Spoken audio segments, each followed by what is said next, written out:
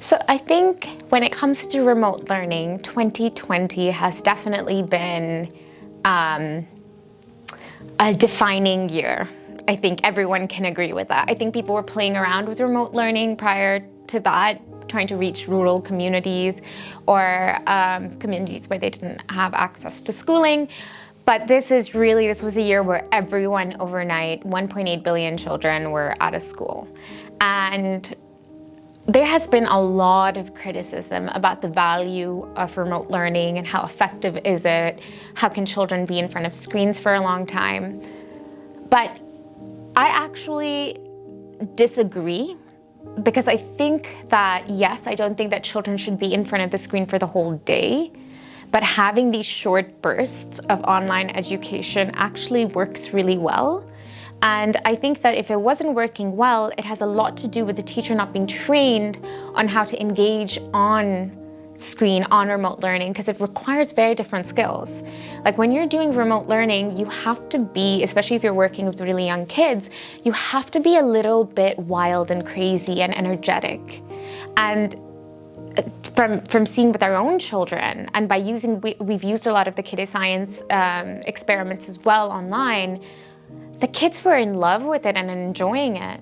And I think it's more about people needing to rethink the way we do remote learning, because is the question now today that maybe the formal remote learning that we need should only be maybe a few hours a day or a couple of, breaks between it. And we focus that effort on like these bubbles where people are actually project-based learning based on the little bit of theory. Because when we think about the way our brains work, if we are learning 70% on the job, that's for, if you're in the workplace, but 70% by doing, 20% by mentor and coaching, and 10% theory. If you were to apply that model to school right now, it really does not work.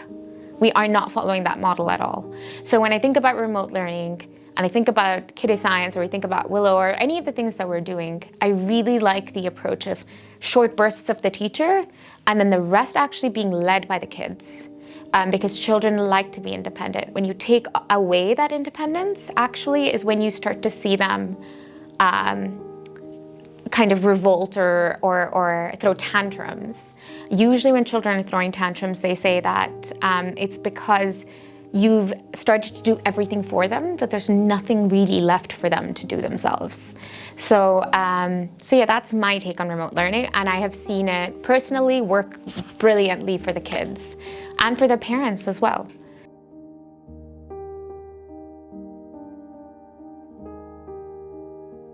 Just the accessibility, we can get millions more children in school by remote learning. And yes, network connectivity is a real issue, especially in many countries across emerging markets, Middle East, Africa, Asia. But today, telco companies are rapidly increasing their footprint. And if we can go around with telcos and we can provide high quality, accessible learning, and then you have kind of mentor teachers around to guide the children, then why not? I think remote learning, if you're telling me that I can have access to a fully trained, experienced research teacher in another part of the globe, and I also have teachers locally that are guides and mentors, why shouldn't that global exchange of knowledge be happening? Because that's what we are, a globalized world, and we do that with every other industry. We do that with health, where you have telemedicine with doctors. So I do believe remote learning is integral and important to getting more children in school.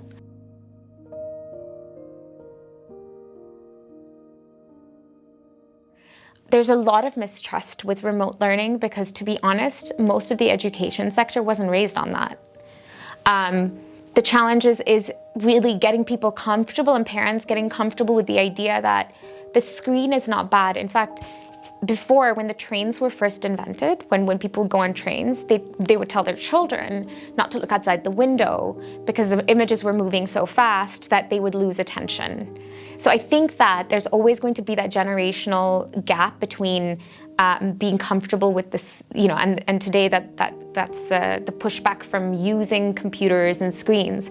But what people aren't realizing is that the Gen Z, for example, are completely digitally native.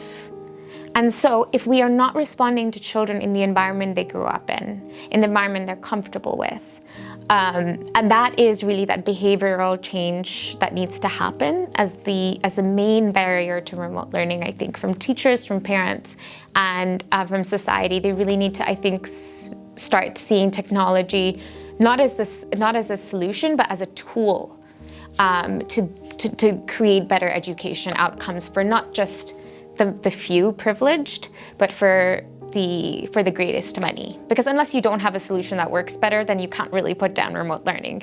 If you have a solution on how to reach millions of children, great. But if you don't, then how can you go against the one solution that people have?